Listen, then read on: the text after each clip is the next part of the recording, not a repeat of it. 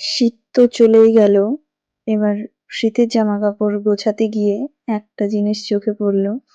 তো এই ব্যাগটা আজ প্রায় ৪-৫ বছর ধরে আমি হাতে দিই না।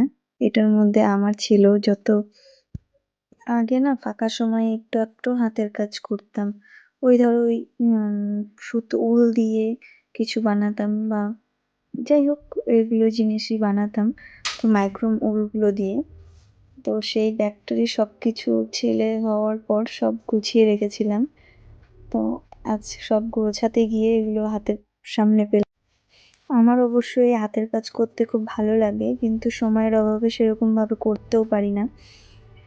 তো এক মোট কথা চোখে যেটা দেখতাম সেটাই বানানোর চেষ্টা করতাম, সেটা যেরকমই হোক। বাট খারাপ হয়নি, ভালোই হয়েছে। কিন্তু এর যে দেখো অর্ধেক সব এই একটা দেখো অর্ধেক কমপ্লিট করে রেখে দিয়েছিলাম, আর এটাকে বানাচ্ছিলাম একটা ব্যাগ।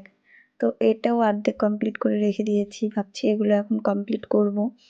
আর এই যে সব সুতোগুলো এখনো গোছানোও হয়নি, নতুন ওইভাবেই ধরা আছে।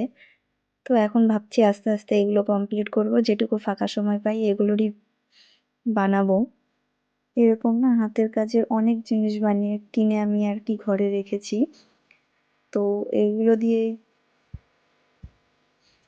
দিয়ে আমি একটা গণেশ ঠাকুর বানিয়েছিলাম। হয়তো এর আগের ভিডিওতে ফটোতে যারা আমার আগেকার ফ্রেন্ড তারা দেখেছো। এই যে দেখো এই গণেশ ঠাকুরটা আমি বানিয়েছিলাম। তো এখনো সেরকমভাবে কমপ্লিট হয়নি, একটু জাস্ট কাজ বাকি আছে। কিন্তু কি করব, আজ করি কাল করি এরকম করতে করতে অনেক বছরই হয়ে গেল, 2-3 বছর হয়ে গেল, এখনো হাতও দিইনি। তো ভাবছি এটাকে কমপ্লিট করব, তাই এখনই কমপ্লিট করে শেষ করব এটাকে। দেখা হচ্ছে নেক্সট ভিডিওতে। ততক্ষণ সবাই ভালো থেকো।